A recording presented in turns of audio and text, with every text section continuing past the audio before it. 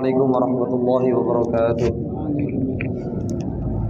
Ila hadrati nabiyina sayyidina maulana Muhammadin wa ala alihi wa sahbihi ajma'in wal ikhwani minal anbiya'i wal mursalin wa li asyhadu as-salihin wa al-'amilin jami'al malaikati al-muqarrabin syaikhul qadir al-jilani sayyid qasim jinnat al-baghdadi imam al-ghazali ad-darsi wasal qarar radhiyallahu anhu sallallahu alaihi abaina wa ummatina wa jaddatina wa jaddatina wa syekhina wa syekhina zalabidin ahli baitin qulul khususan lam nijtama'na huna bisababihi khususan muassisi hadzal masjid wa mu'ammirihi wa jama'ati syalillah ila umul fatihah. A'udzu billahi minasyaitonir rajim. Bismillahirrahmanirrahim. Alhamdulillahi rabbil alamin. Arrahmanir rahim. Maliki yaumiddin. Iyyaka na'budu wa iyyaka nasta'in. Ihdinas siratal mustaqim. Siratal ladzina an'amta 'alaihim ghairil maghdubi 'alaihim waladdallin. Amin. Bismillah, alhamdulillah, wassalatu wassalamu ala Rasulillah wa ba'da. Hadirin rahimakumullah. Alhamdulillah, puji syukur kehadirat Allah, salawat atas Rasulullah. Pagi hari ini kita diberi kesehatan, kesempatan sehingga kita bisa bermuajahah, taklim, ngaji. Semoga Allah memberikan kita ilmu yang bermanfaat fid din wa dunya wal akhirah. Amin, Allahumma amin. Hadirin rahimakumullah. Salah satu kenapa kita harus berpuasa dalam kitab Ihyaul Ulumuddin yang disusun oleh Imam Al-Ghazali, bahwa puasa itu merupakan ibadah yang istimewa karena ada sesuatu yang penting, yang primer dalam hidup kita, yang halal, yang mubah, yang itu kita tinggalkan karena Allah Subhanahu wa ta'ala. Jadi menjadi istimewa karena itu kebutuhan primer kita, yaitu berupa makanan. Suatu ketika Gus Bahak pernah ditanya oleh orang sekuler, orang umum, Gus, kenapa sih Al-Quran itu kok bahas tentang makanan? Saya mencari-cari di kitab kemarin itu, Al-Quran membahas tentang akala ya'kulu, dengan derivasi tasrifnya akala ya'kulu itu saya catat kurang lebih itu ada 73 kata dalam Al-Quran yang menggunakan derivasi akala ya'kulu. Kemudian Al-Quran menggunakan redaksi to'ama, it'am. Itu kurang lebih ada 27 kata. Artinya Al-Quran itu tidak main-main ketika membahas tentang makanan. Padahal setiap hari kita makan, ketika makan kita juga ya seperti itulah. Ternyata apa jawaban Gus Bahak? Itu yang menurut saya luar biasa ya. Al-Quran bahas makanan itu karena memang makanan itu penting, primer. Al-Quran tidak membahas tentang Alphard, Al-Quran tidak membahas tentang cryptocurrency, Al-Quran tidak membahas tentang cloning misalnya. Tidak, karena itu tidak penting. Maksudnya tidak penting, tidak bisa digunakan untuk semua orang. Karena Al-Quran itu kitab suci, Al-Quran itu sholihun likulli zaman wa makan, maka yang dibahas di Al-Quran itu pasti yang penting. Misalnya presiden, menteri, wali kota misalnya, sehebat-hebat apapun, kalau tidak makan juga lemes ya. Lemes. Makanya kita diperintahkan makan, minum yang halal dan baik. Dan perintah makan minum yang halal dan baik ini kita tinggalkan dengan sadar. Dengan cara berpuasa ini mulai subuh sampai maghrib, jika kita meninggalkannya itu benar-benar lillahi ta'ala, maka as-shaumu li wa ana ajzi bi. Hadirin rahimakumullah, dalam niki kula semaja beton tafsir Qur'anil Azim yang disusun oleh Jalaluddin As-Suyuti dan Jalaluddin Al-Mahalli, tafsir Jalalain nggih terkenal nggih. Ternyata kalau kita coba menggunakan tafsir maudhu'i, tafsir yang mencoba mengumpulkan beberapa ayat yang kurang lebih sama. Tadi malam saya coba cari ayat-ayat yang menggunakan ya ayyuhan nas, khitabnya manusia secara umum, itu kurang lebih ada 20. Dan dari 20 ayat ya ayyuhan nas itu ayat pertama dalam surat Al-Baqarah 21, a'udzubillahi minasyaitonir rajim, ya ayyuhan nas u'budu rabbakumul ladzi khalaqakum wal ladzina min qablikum la'allakum tattaqun. Itu panggilan Allah untuk manusia yang pertama dalam Al-Quran, dalam surat Al-Baqarah ini. Artinya susuran Al-Quran ini kan tauqifi ya. Tauqifi artinya sudah didesain dari sononya. Ketika malaikat Jibril menyampaikan wahyu itu ke Rasulullah, Sekaligus malaikat Jibril menyampaikan bahwa ayat ini di surat ini dan lain sebagainya. Artinya susunan ini by design. Ketika Allah membuat susunan seperti ini, maka susunan ini memang pasti ada hikmahnya. Nah, panggilan kepada manusia yang pertama adalah dan paling utama adalah panggilan untuk beribadah kepada Allah, menyembah kepada Allah, yang mana mentauhidkan Allah. Allah itu ansya'akum walam takunu syai'an. Allah itu yang menciptakan kita yang sebelumnya kita ndak ada. Sehingga Tuhan yang wajib kita sembah adalah Tuhan yang benar-benar menciptakan, bukan Tuhan yang datang belakangan, bukan Tuhan yang kita ciptakan sendiri, enggak. Tapi Tuhan yang memang benar-benar ansya'akum walam takunu syai'an. Dan juga ya wa khalaqal ladzina min qablikum allakum tattaqun. Tuhan yang menciptakan orang-orang sebelum kita. Jadi kalau tunggal ada tanggal lahirnya, tunggal Tuhan ada maulidnya, ada haulnya misalnya gitu ya. Itu berarti bukan Tuhan. Lah, panggilan ya ayuhan nas pertama ini menyembah kepada Allah. Yang menarik hadirin rahimakumullah, pada ayat selanjutnya tentang ya ayuhan nas itu Allah langsung menceritakan tentang ya ayuhan nas kulu mimma fil ardi halalan thayyiba wa la tattabi'u khutuwatis syaiton innahu lakum aduwwum mubin. Setelah Allah memanggil manusia untuk beribadah kepadanya, untuk menyembah kepada Allah, panggilan kedua Allah kepada manusia adalah urusan maem, urusan badokan leknya gajot rasanya. Kenapa? Karena urusan makanan ini yang pertama menyebabkan Nabi Adam diturunkan dari bumi.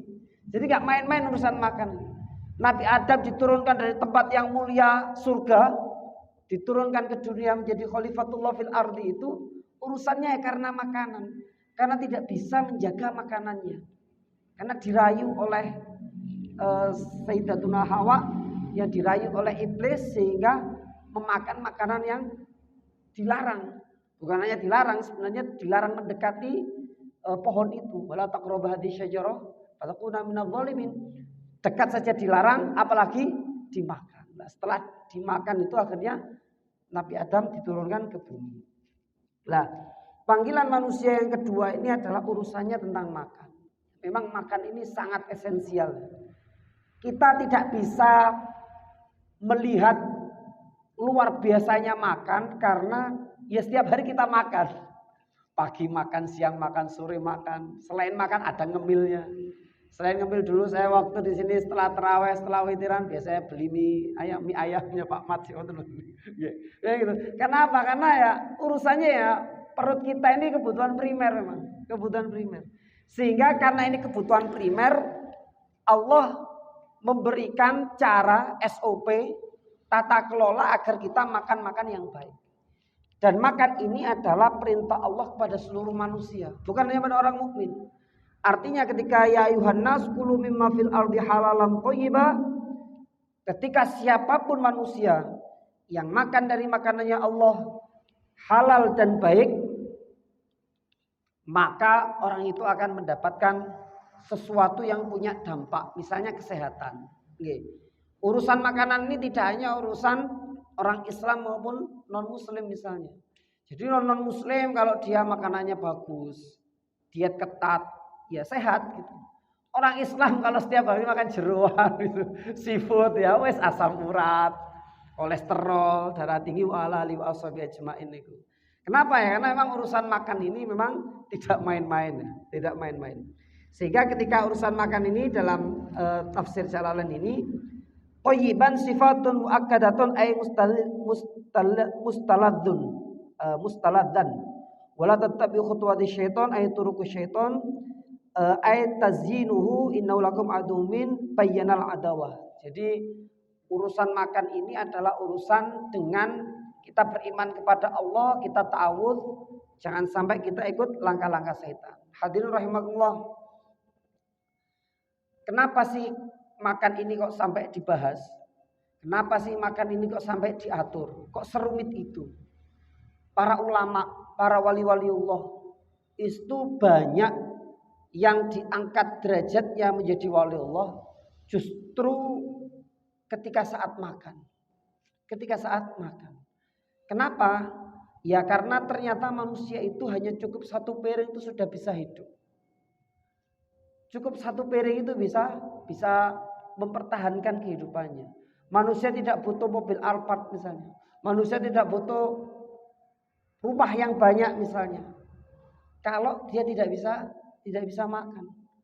Sehingga makanan yang dimakan oleh manusia itu benar-benar menjadi kebutuhan mendasar yang mendapatkannya dan mencarinya harus sesuai dengan ketentuan Allah Subhanahu wa taala.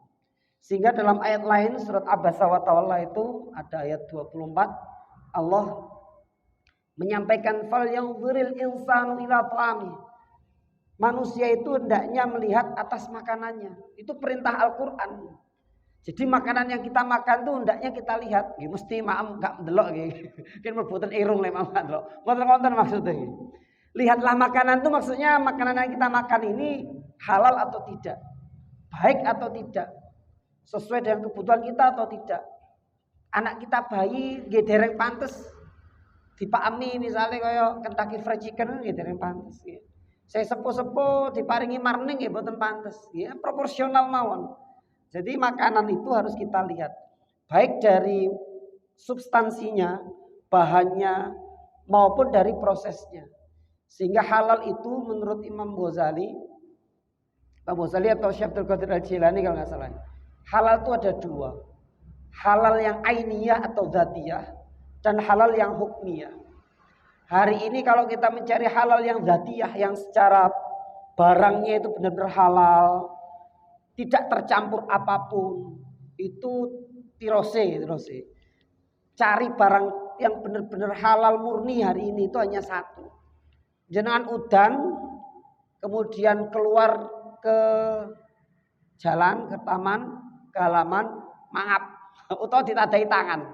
Nah, itu yang benar-benar halal yang masih murni. Lek jenengan tasik damel gelas, damel cebok gelas itu genane Cina. Genane Cina. Angel mun cari benar-benar halal itu yang memang benar-benar halal sulit. Itu pun hujan sekarang ada hujan buatan. Hujan genane BRIN, genane BMKG ngoten. Nggih. Makanya seandainya mencari yang sangat benar-benar halal itu sulit, ada namanya halal hukmiyah. Halal hukmiyah itu artinya asal secara hukum itu halal, prosesnya halal, makanan itu juga tidak terindikasi mengandung barang-barang yang diharamkan, anjing, babi, bangkai dan lain sebagainya, ya maka itu halal. Sehingga proses makan yang halal tadi itu seharusnya kita perlu berterima kasih pada orang-orang yang menyiapkan makanan itu hadir di meja kita. Kenapa? Karena ada sekian puluh bahkan ratusan proses sampai nasi sepiring itu sampai di hadapan kita. Dan lam yashkurillah man lam yashkurin nas, tidak termasuk orang yang berterima kasih kepada Allah, orang-orang yang tidak mau berterima kasih pada sesama manusia. Maksudnya apa? Nasi yang kita makan itu kita harus berterima kasih kepada yang masak. Harus berterima kasih pada bakulan melijo sembako. Harus berterima kasih pada para petani, pedagang. Berterima kasih pada pupuknya. Berterima kasih pada dan lain sebagainya. Jadi nasi yang kita makan setiap hari itu idealnya kita harus mengucapkan terima kasih pada sekian puluh orang yang terlibat, yang berjasa sehingga makanan itu tersaji pada kita. Karena kita tidak bisa berterima kasih kepada banyak orang itu, maka Allah mengajarkan pada kita. Kita ambil hulunya, kita ambil pokoknya, kita ambil intinya terima kasih itu. Bahwa terima kasih itu hakikatnya kepada Allah Subhanahu wa ta'ala. Makanya sebelum makan dan setelah makan hendaknya berdoa. Kalau kada lare alit nonton niku biasanya tiang sepuh lek nguruki lare alit tak terimangan dungole kan ngono. Lek wong tuwek dikon donga lah alasan iki donga di ati. Biasanya wong tuwek niku rada ngoten niku. Anake dikon donga, tapi wong tuwek alasan donga di ati padahal lali kan ngoten nggih. Bismillahirrahmanirrahim. Allahumma barik. Ini penting niku. Kenapa? Karena kita harus berterima kasih kepada banyak orang itu. Karena kita tidak sempat berterima kasih pada si A, si B, si C tadi itu, kita terima kasihnya pada Allah Subhanahu wa ta'ala. Sehingga sebelum makan kita baca bismillah, Setelah makan jangan lupa baca alhamdulillah, alhamdulillah amana wa saqana wa ja'alana minal muslimin. Makan tuh urusannya dengan neraka juga.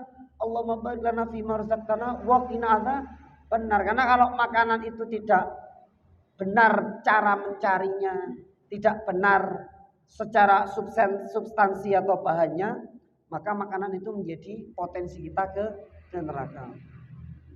Hadirin rahimakumullah, wonten cerita nih terakhir. Biasanya belum menit 20 menit sekalian. Cerita terakhir.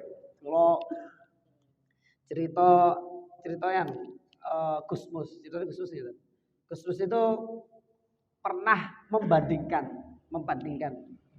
makanan itu sebenarnya nikmatnya di mana sih? Nikmatnya di mana? Jadi Gusmus itu punya 2 teman yang secara zahirnya itu beda jauh secara zahirnya. Teman yang pertama itu Gusmus pernah ketemu teman tetangganya, seorang petani ya. Biasanya petani kan mantu subuh ini pun berangkat derep macul ten sawah. Mungkin jam 8 jam 9 singen diparani ibuke beto napa? Beto rantang, beto sego, dipangan tangane cik rusuh blepotan apa niku? Blepotan ledok, wisuke sak kadare. Kemudian karena keringetan dereng mangan mulai subuh, akhirnya mangan sego pindang ambek sambel ngoten mawon. Nikmati luar biasa. Bahkan gelegeken iki terus Gusmus iku krungu sak kampung. Mak saking nikmate ngono, saking nikmate mangan sego sambel ambek iwak pindang gere kerupuk ngoten. Mantun dimangan alhamdulillah gelegeken saking legoe niku krungu sak kampung. Cerita kedua, Gusmus nate diundang ke Jakarta. Wonten rencang ini pengusaha wong sukses wong sugih. Nah, karena tiang pengusaha kan engkek biasanya. Mangan itu wis cari tempat yang paling istimewa, yang paling mahal, makanan yang paling mahal. Dan itu harus reservasi terlebih dahulu. Mesti jak mangan restoran. Cari menu yang paling mahal, yang paling enak. Nah, menu yang paling enak itu bahasane tok ae gak mungkin apal ini. Jenenge aneh-aneh, sing sirloin, sing nopo.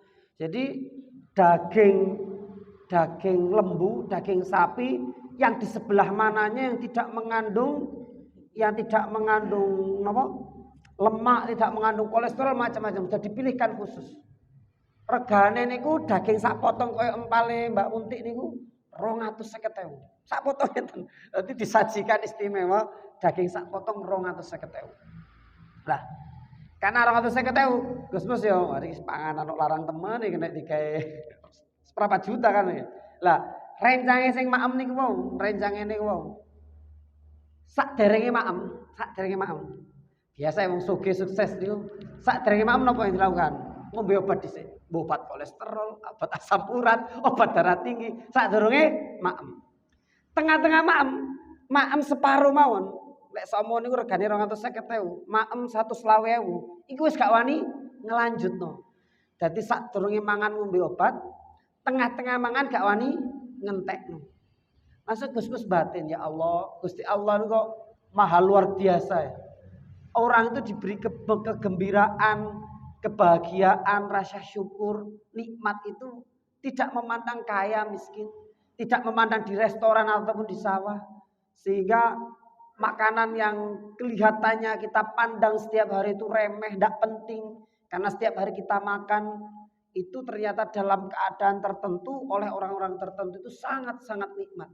Sebaliknya makanan yang mahal, yang anti apa, yang didesain dengan chef yang terkenal misalnya.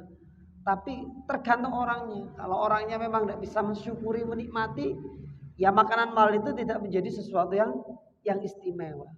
Sehingga hadirin rahimakumullah, terkait makanan ini halal toib itu penting. Sekali-kali. Kalau latihan. Maem niku bener-bener ditingali lah maaman. Ketika maem itu didelok, didungani, biar makanan dan minuman yang kita makan ke tubuh kita itu menjadi energi yang positif, menjadi energi yang baik. Jadi makanannya diwacana sholawat lah. Bahkan kalau nggak ada amalan, kecapan kan kudu suwe. Jadi manganan gak oleh lag kecuali wis imsak lagi. Tapi maem alon-alon. Setiap maem itu sambil berzikir, istighfar, sholawat, lawe maam kan HP ya, ndelok TV, guyon ngoten biasa ngoten. Sesekali makame para wali niku ngoten ya. Makame benar-benar dinikmati bahwa ini adalah rezeki minallah. Rezeki minallah sehingga ketika kita makan didelok panganane. Kemudian diwacakno sholawat, diwacakno donga-donga. Kan wonten penelitiane napa niku? The true power of water kan wonten nggih. Bahwa makanan atau minuman yang kita beri energi positif, yang kita bacakan doa, sholawat, zikir kepada Allah, maka akan menjadi sebuah molekul heksagon yang sempurna.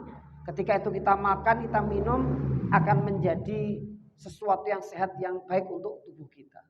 Sehingga kesempatan puasa ini kita latih diri kita makan makanan yang halal itu benar-benar tidak bisa dilakukan sebelum izinnya Allah, sebelum azan maghrib. Artinya itu halal, itu boleh kita makan, itu uang kita, tapi kita tidak makan menunggu atas izin Allah yaitu azan maghrib. Sehingga semoga apa yang kita lakukan puasa ini, kita latihan menahan makan, menahan minum, menahan dari halal yang membatalkan puasa ini benar-benar menjadi latihan jiwa kita, diri kita dan nafsu kita, sehingga pada akhirnya kita akan mendapatkan la'allakum tattaqun. Amin Allahumma amin. Bismillahirrahmanirrahim. Alhamdulillahirabbil alamin. Allahumma shalli wa sallim wa barik ala sayyidina Muhammad wa ala ali sayyidina Muhammad walhamdulillahirabbil alamin. Hamdan yuwafi ni'amahu wa yukafi mazida ya rabbana lakal hamdu kama yanbaghi li jalali wajhikal karim wal 'azim sultanik. Subhanaka la nuhsi sana'an 'alaika anta kama athnayta 'ala nafsik. ربنا ظلمنا أنفسنا وإن لم تغفر لنا وترحمنا لنكونن من الخاسرين ربنا هب لنا من أزواجنا وذرياتنا قرة أعين واجعلنا للمتقين إماما ربنا اغفر لنا ذنوبنا والوالدين وارحمهم كما ربونا صغارا اللهم ارحم أمة سيدنا محمد اللهم انصر أمة سيدنا محمد اللهم سلم أمة سيدنا محمد اللهم اغفر لأمة سيدنا محمد اللهم إنا نسألك رضاك والجنة ونعوذ بك من سخطك والنار اللهم إنا نسألك العفو والعافية والمعافاة الدائمة في الدين والدنيا والآخرة اللهم أعنا على ذكرك وشكرك وحسن عبادتك ربنا آتنا في الدنيا حسنة وفي الآخرة حسنة وقنا عذاب النار وادخلنا الجنة مع الأبرار يا عزيز يا غفار يا رب العالمين صلى الله على سيدنا محمد وعلى آله وصحبه وسلم سبحان ربك رب العزة عما يصفون وسلام على المرسلين والحمد لله رب العالمين.